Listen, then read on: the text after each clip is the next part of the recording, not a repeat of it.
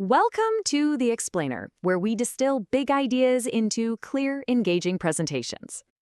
So today, we are diving into something pretty profound.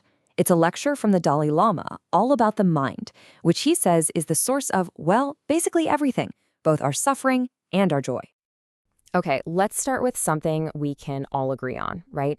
We all want to be happy, and we all want to avoid pain and suffering. But where do those feelings actually come from? Well, according to the Dalai Lama, our external world is really just a reflection of our internal world. What he's saying is that our wants, our don't wants, everything, it all comes back to our motivation, which is rooted in the mind. The mind is the control center. And he points out something really interesting here.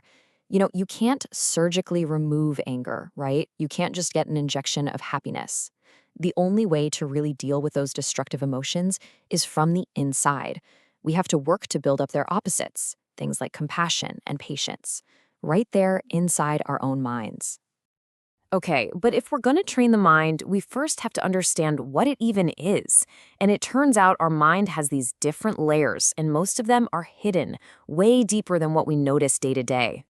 So the Dalai Lama kind of takes us on this journey inward. First, you've got your regular waking consciousness, where all five senses are firing on all cylinders. Then, you've got the dream state. Your senses are off, but your mind is still going. Deeper than that, deep, dreamless sleep.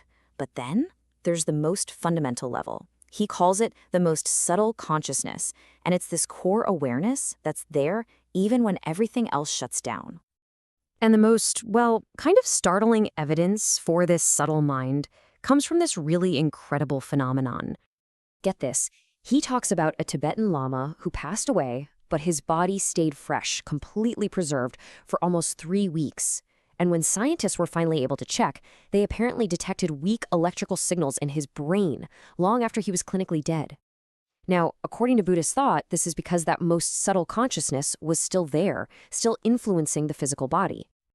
So, what is this fundamental consciousness, really? And what in the world does it have to do with our everyday emotions? The anger and frustration we all feel. This is where he uses a really beautiful analogy. He says to think of our destructive emotions, anger, hatred, fear, not as who we are, but more like temporary weather. They're just clouds passing through the sky.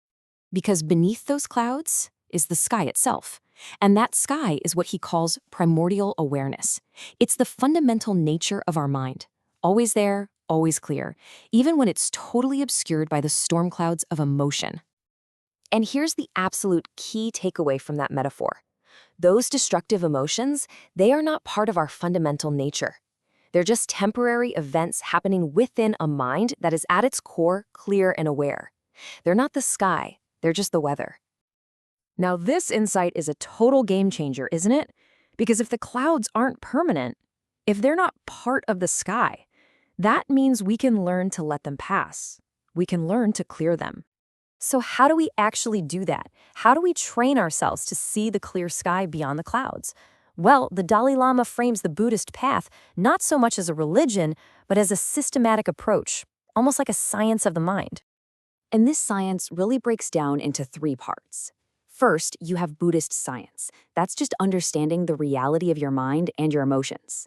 Then you have Buddhist philosophy, which gives you the concepts and the methods to work with that reality. And finally, you have Buddhist religion, which is simply the actual practice of transforming your mind. And look, this training is not always a walk in the park. The Dalai Lama tells this funny story about how when he was a kid, his tutor kept 2 whips to keep him motivated. One was just an ordinary whip, but the other one was a special yellow whip, a holy whip for a holy person. But as he says, holy pain, regular pain, pain is pain.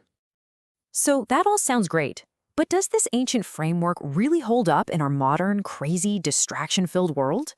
Yeah, someone in the audience asked the exact question that was probably on a lot of our minds. Is it way more difficult for people like us, living in these modern cultures, to actually train our minds? And the Dalai Lama's answer is so clear and honestly really empowering. He basically says, look, I don't think there's much difference. At our core, we all have the exact same potential. And that's really the core message here. The capacity for change isn't determined by your culture or what era you live in. It's an innate quality of consciousness itself.